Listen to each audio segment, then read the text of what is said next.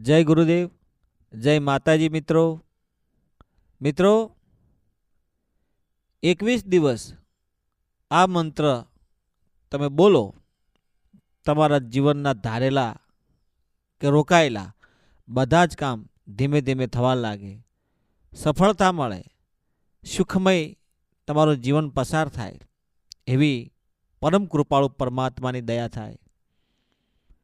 મિત્રો, જાણે કંઈક મેળવવું છે, કૃપા, આશીર્વાદ, તો એ પ્રમાણે આપણે કાર્ય પણ તો કરવું પડે. જ્યારે રાક્ષસો હતા ને, રાક્ષસો એ પણ કંઈક શક્તિ મેળવવા માટે, કંઈક વરદાન મેળવવા માટે ઘણું બધું તપ કરતા.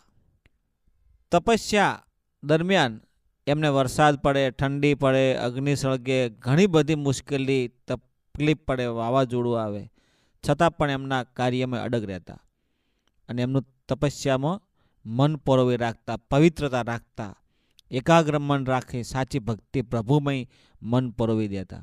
પણ એ પહેલાં એ શું કરતા? બ્રહ્મચર્ય પાળતા. બ્રહ્મચર્ય છે તમારી અખોટ શક્તિ છે, એમાંથી બધી શક્તિઓ જાગૃત થાય.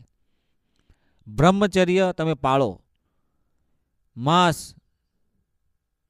દારૂ આ બધું બંધ કરવું. વ્યસન, કોઈ પણ પ્રકારનું વ્યસન હોય, દારૂનું હોય કે મટનનું હોય, કોઈ પણ પ્રકારનું માંસ હોય, ખોટી લત હોય, તેને બંધ કરવી. જો તમે વ્યસન કરતા હશો, માંસ ખાતા હશો અને તમે ભક્તિ કરો તો ક્યારેય મેળ ના પડે, કારણ કે વિચારો જ ના આપી શકે તમને સારા. એટલા માટે રાક્ષસો પણ ત્યારે તપ કરતા, હવન કરતા, પૂજા કરતા તો એને પેલા પ્રથમ છોડી દેતા, ત્યારબાદ એકાગ્ર મન રાખતા, ભક્તિમય એને મન પરોવતા, ચાહે વિનાશ માટે હોય કે કંઈક મેળવવા માટે હોય.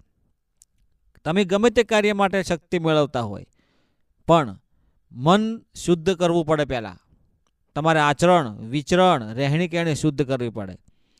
દારૂથી તો દૂર થઈ જવું પડે, વ્યસન છોડી દેવું પડે. માંસ તો ક્યારેય નહીં જીવનમાં. તો જ માની કૃપા થાય, તો જ પરમ કૃપાળુ પરમાત્માની કૃપા થાય. બીજાનો જીવ એને હણીને આપણે આરોગવું એ ખોટું પડે, ક્યારેય પરમાત્મા રાજી ના રહે. એટલા માટે મિત્રો, સારું કર્મ કરશો તો 100% તમને શુદ્ધ ફળની પ્રાપ્તિ થશે. ચોખ્ખા બની જાઓ, નિર્મળ બની જાઓ અને તમે 21 દિવસ આ એક જ મંત્ર બોલજો. 21 દિવસ સવારમાં એક જ આ મંત્ર બોલજો, તમારા બધા કાર્યો સિદ્ધ થઈ જાય અને પરમાત્માની અપરંપાર કૃપા તમારા ઉપર થાય એવી હું આશા રાખું છું. નિર્મળ થવું પડે, વ્યસન છોડવું પડે, તો જ કૃપા થાય. તમે દાખલા જોયા હશે ઋષિમુનિઓના, સાધુ સંતોના. એમને બ્રહ્મચર્ય પાલન કર્યું હશે, દારૂનું સેવન છોડ્યું હશે, ત્યારબાદ જ ફળની કૃપા થાય. તમે દારૂ પીવો, માંસ ખાઓ અને પછી ભક્તિ કરો તો બધું ખોટું પડે, કારણ કે મનમાં વિચારો તમને સારા આવે જ ના. જેવો અન્ન એવો ઓડકાર. એટલે શુદ્ધ તમારો આહાર હશે તો શુદ્ધ વાણી બોલાશે, એનો ઓડકાર સારો આવશે. સારું ખોરાક ખાશો તો સારા વિચારો અંકુર થશે અને એમાંથી તમને સદબુદ્ધિ થાય અને સદબુદ્ધિથી તમે સારા કાર્યો કરી શકો. તો મિત્રો, આ મંત્ર તમે બોલજો. આ પ્રમાણે છે. તમારા મંતવ્યો, પ્રતિભાવો કોમેન્ટમાં જણાવજો એવું હું આશા રાખું છું. અને આ મંત્ર આ પ્રમાણે છે: કૃષ્ણાય વાસુદેવાય હરે પરમાત્મને પ્રણતન ક્લેશ નાશાય ગોવિંદાય નમો તસ્યે નમો નમઃ. મિત્રો, આ મંત્ર 21 દિવસ તમે બોલશો તો જીવનમાં તમને સફળતા જ મળશે. બધા જ કામ થવા લાગશે. ભયંકરમાં ભયંકર દુઃખ હશે તો પણ મટી જશે. પરમાત્મા તમને સીધો રસ્તો બતાવશે, સારા માર્ગે લઈ જશે, સદબુદ્ધિ અર્પણ કરશે. બધા જ કામ ધીમે ધીમે થવા લાગશે. બસ તમારે આ મંત્રનો નિરંતર જાપ કરવાનો છે.